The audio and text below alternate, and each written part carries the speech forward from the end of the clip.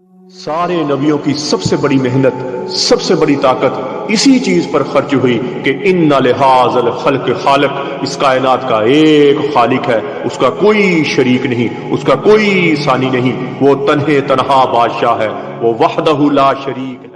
औज़ु बिल्लाहि मिनश शैतानिर रजीम, बिस्मिल्लाहिर रहमानिर रहीम। अस्सलामु अलैकुम मेरे भाई और दोस्तों, मोहतरम बुज़ुर्गों, माओं बहनों, मैं हकीम उमर फ़ारूक हुसैनी, उमर दुआ खाना साहिवाल से।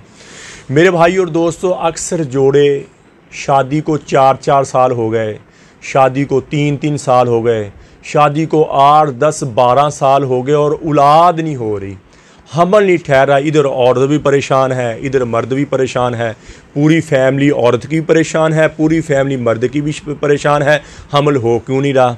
और हमल का होना या ना होना, ये 99% औलाद का पैदा करना या ना पैदा करना 99% मर्द पे डिपेंड करता है, औरत पे नहीं करता। औरत को पीरियड आ जाए एक दिन, औरत को पीरियड आ जाए एक दिन और 25 दिन आगे हो जाए, 25 दिन पीछे, औरत ठीक होती है।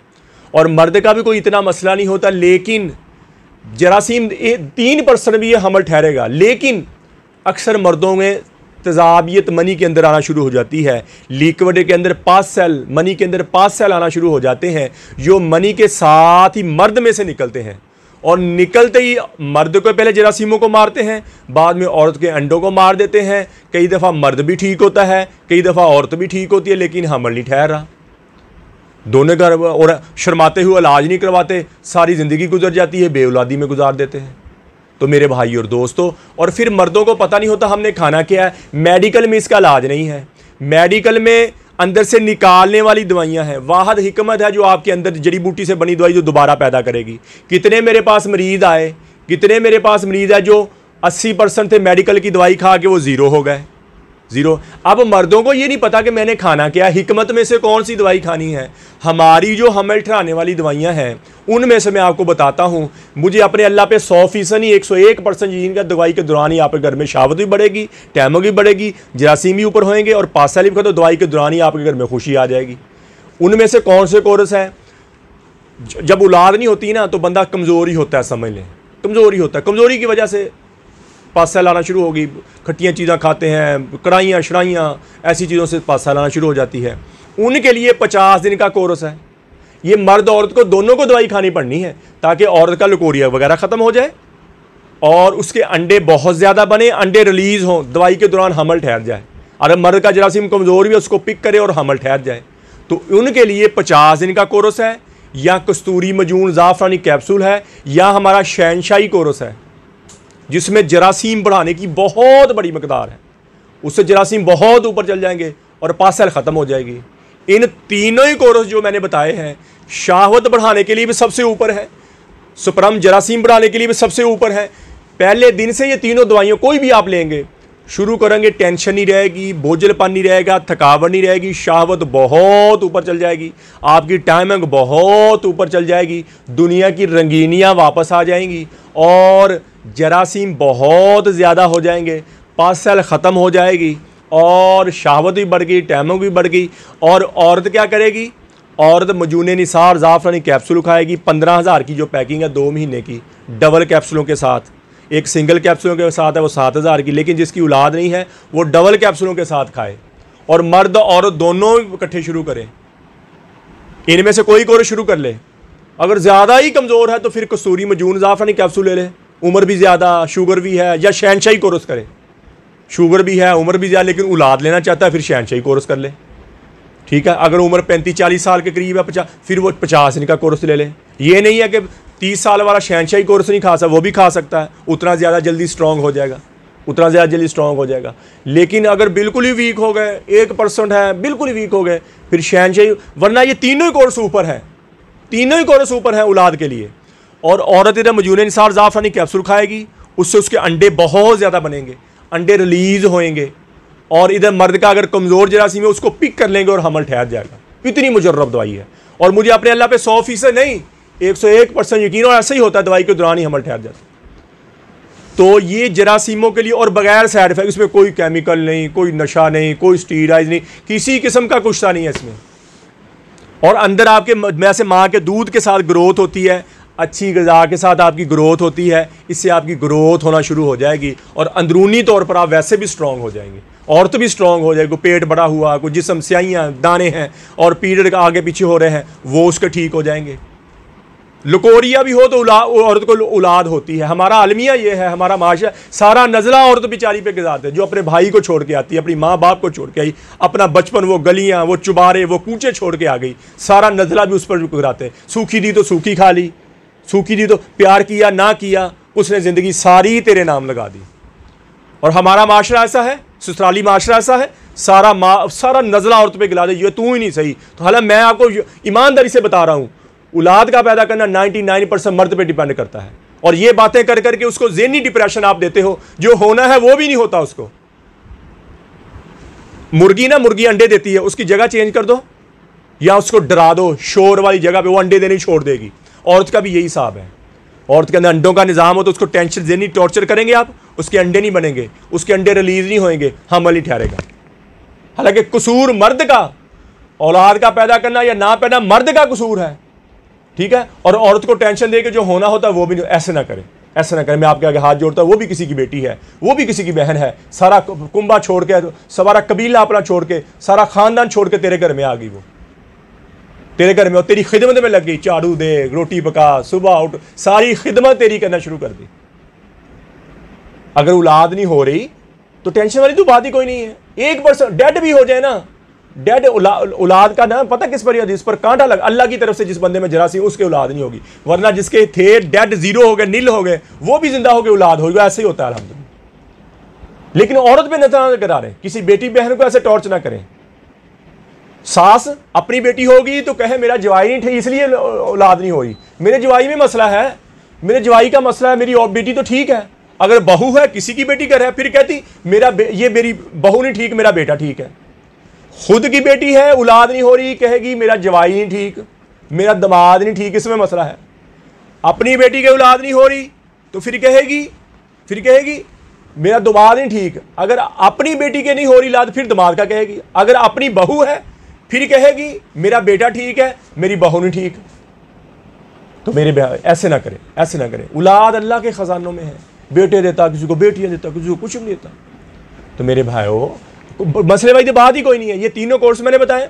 औरत को मुजून निसार ज़ाफ़रानी कैप्सूल ले, और हम बिस्तरी का तरीका मखसूस है, वो मैं आपको बता दूंगा जब भी हम बिस्तरी करनी है। जिस दिन औरत को पीरियड ख़त्म हो जाए, जिस दिन नहा लिया नमाज, उस दिन से लेकर 10 दिन तक आप करीब ना जाएं। दरमियान वाले 10 दिन, हर एक दिन छोड़ के या 2 दिन छोड़ के हम बिस्तरी करें, और तकिया औरत के कूलों के नीचे, हिप के नीचे रख लें, और फ्री होने के बाद आधा घंटा उसी हालत में रहें। इंशाल्लाह उसी महीने आपका हमल ठहर जाएगा। ये कोर्स 50 दिन वाला कर लें, कसूरी मजून ज़ाफ़रानी कैप्सूल ले लें, या शहनशाही कोर्स कर लें, और तो मजून निसार ज़ाफ़रानी कैप्सूल डबल करके खाएं। और ये तरतीब मैंने हम बिस्तरी की बता दी आपको, और मुझे अपने अल्लाह पे यकीन है उसी महीने आपका हमल ठहर। थोड़ा बहुत सदका भी करें, अल्लाह के दरबार में तौबा भी करें, माफ़ी मांगे, या अल्लाह कोई गुनाह जिसकी वजह से हमारा अमल नहीं हो रहा, वो भी हमारा मसला हल कर। और इन दिनों में आप हम बिस्तरी करें। और इन दिनों में हम बिस्तरी करने का क्या मकसद है? दरमियान वाले जो 10 दिन होते हैं ना, अल्लाह ने एक निज़ाम औरत का बनाया है। उन दिनों में औरत खुद ब खुद अंडे रिलीज करती है, खुद ब खुद अंडे रिलीज करती है। अगर औरत डिस्चार्ज नहीं भी हुई, मर्द अंदर डिस्चार्ज हो गया, उसका हमल हो जाएगा। जो पहले 10 दिन होते हैं और या आखिरी 10 दिन होते हैं, उनमें औरत अंडे रिलीज नहीं करती। औरत डिस्चार्ज होएगी मर्द के साथ तो फिर हमल ठहरेगा। अगर औरत डिस्चार्ज नहीं हो रही तो फिर उसके अंडे नहीं रिलीज हो रहे। अगर डिस्चार्ज मर्द के साथ इकट्ठे हो गए तो उसके अंडे भी रिलीज हुए, इसकी वजह से हमल ठहर गया। लेकिन अल्लाह ने नस्ल इंसानियत को बढ़ाना था, हर मर्द जवान नहीं होता, हर औरत जवान नहीं होती। अल्लाह ने यह निज़ाम बना दिया कि दरमियान वाले 10 दिन औरत खुद ब खुद अंडे निकाली जाती है। उसको रिलीज हो, वो फारग हो, वो डिस्चार्ज हो ना हो, मर्द ने नुतफ़ा अंदर डाल दिया और हमल ठहर जाएगा, हमल ठहर जाए। ये इस्लामी तरीका भी है। तो मेरे भाई, ये मजून 50 दिन वाला कोर्स, मजून शबाबा और 50 दिन वाला कोर्स 30,000 रुपये का, और कस्तूरी मजून और ज़ाफ़रानी कैप्सूल 45,000 रुपये में, और शहनशाही कोर्स आपको पाकिस्तान में 78,000 रुपये। दूसरे मालिक में मंगाएंगे तो डिलीवरी चार्ज आपको लहदा देने पड़ेंगे। मजून निसार ज़ाफ़रानी कैप्सूल डबल है, जो डबल क्या वो 15,000 रुपये में है, सिंगल जो है वो 7,000 रुपये में है। लेकिन जिसके औलाद नहीं है वो डबल कैप्सूलों के साथ खाए, ताकि उसके अंडे बहुत सेहतमंद हो, बहुत ज़्यादा रिलीज़ हो, बहुत ज़्यादा बने, ताकि आपका मसला हल हो जाए, टेंशन ख़त्म हो जाए।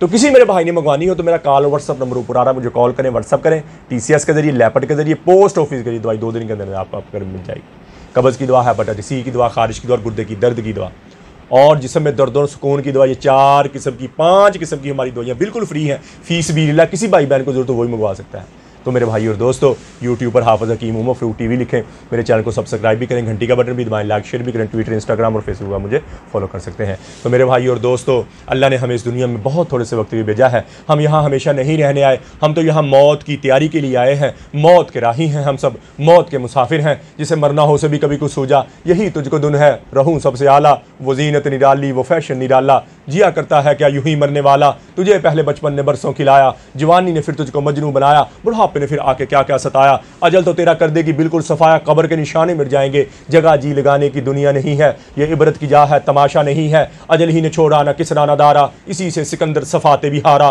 पड़ा रह गया सब यूं ही ठार सारा। अल्लाह तरफ मत जाओ, उनकी शिकस्ता दीवारों से पूछो, उनकी टूटी फूटी गलियों से पूछो, उनकी वारों से पूछो कि तुम में रहने वाले कहाँ चले गए। तुम में तो बड़े शादियाने थे, तुम में तो बड़ी रौनकें थी, तुम में तो बड़े मस्तियों वाले खूबसूरत नौजवान थे, तुम में तो बड़ी नखरो नाज वाली, नाजुक अदाओं वाली, खूबसूरत अदाओं वाली खूबसूरत औरतें थी, कहाँ चले गए। तो अल्लाह तरफ फरमाते तुम्हारे खुल के बाद सामने आ जाएगी कि वो धोखे का जहान छोड़ गए और मट्टी के देश में जाके सो गए। मेरे भाई और दोस्तों, ये हमारे साथ होने वाला है, जी चाहे या ना चाहे, दिल करे या ना करे, हम सबको एक दिन मौत के घाट उतरना है। इस मर जाने मिट जाने से पहले पहले अल्लाह के दरबार में तौबा करनी है और अल्लाह से माफ़ी मांगनी है और अल्लाह की रहमत से नाउमीद ना होना। अल्लाह कहते हैं अगर मैं अजाब देता तो सबसे पहले उन लोगों को अजाब देता जो मेरी रहमत से नाउमीद होकर बैठ के। अल्लाह मेरे बंदे कभी तो आता तो सही, कभी मुझे आजमाता तो सही, मैं तो तेरे दिल में बसता हूँ, तेरी रूह की रग रग में बसता हूँ, तेरे बाल के एक एक रेशे में बसता हूँ, तेरे खून के एक एक कतरे बसता हूँ, तेरे गोश्त की एक एक बोटी में बसता हूँ। अरे तू तो मेरा बना हुआ, अरे तू तो मेरा बना हुआ है, मैंने तुझे बनाया है, तूने मुझे नहीं बनाया, फिर मैं तुझसे मोहब्बत क्यों करूं। माँ बाप भी औलाद से नाराज होते हैं, औलाद को घर से निकाल लेते हैं, लेकिन आप अल्लाह ताला को ऐसा कभी नहीं पाएंगे। उम्र तो गुजरी बुताने पूजा, आखिरी उम्र में क्या खाक मुसलमान होंगे, ये गलत शेर है। मोमिन बेचारे को समझ ही ना आई कि अल्लाह की रहमत क्या चीज़ है। सांस टूटने से पहले पहले सर झुका दे, लेकिन मसला यह सांस कब टूट जाए, जवानी में टूटे, बुढ़ापे में टूटे। आज तौबा करें, इस वक्त तौबा करें, फिर अल्लाह की रहमत को आता देखें। दाऊद अलैहिस्सलाम को अल्लाह ताला फरमाया, या दाऊद बश्शिरिल मुजरिमीन, ए दाऊद जाओ गुनाहगारों को खुशखबरी सुना दो। दाऊद अलैहिस्सलाम कह रहे हैं, या अल्लाह गुनाहगारों को खुशखबरी तो तेरे नेक बंदों को होती है। फरमाया नहीं, उनको कहो कि तुम्हारा बड़े से बड़ा भी गुनाह माफ़ करना मेरे लिए कोई मसला नहीं है, तुम तौबा कर लो, मैं तुम्हारे सारे ही माफ़ कर दूंगा। फिर फरमाया, या दाऊद तू ही बता, जब मेरा नाफरमानों से ऐसा प्यार है तो फरमाबरदारों से कैसा प्यार हो, हाँ कैसा प्यार होगा। तो मेरे भाई और दोस्तों, आज तौबा कर लें, आज तौबा कर लें, वक्त है, जिंदगी गुजर रही है, गुजर जाएगी, थोड़ा सा होगा, पता भी नहीं चलेगा जिंदगी का। 50 साल के बाद पता तो एक पल का नहीं है। 50 साल के बाद ना मैं यहाँ होऊंगा, ना आप यहाँ होंगे, नए चेहरे होंगे, नए लोग होंगे, वक्त का तेज रफ्तार पहिया चलेगा। वो ये यादों को भी बुला देगा। पोता पूछेगा अब्बा दादा की कब्र कहाँ है, वो कहता पता नहीं यहीं कहीं मिल गए और मट्टी में मट्टी जैसे हो गए। और फिर वक्त का तेज रफ्तार इतनी यादों से दूर हो रहा, बूली बसरी दास्तां बन के रह जाएंगे, हरफे गलत की तरह मिल जाएंगे,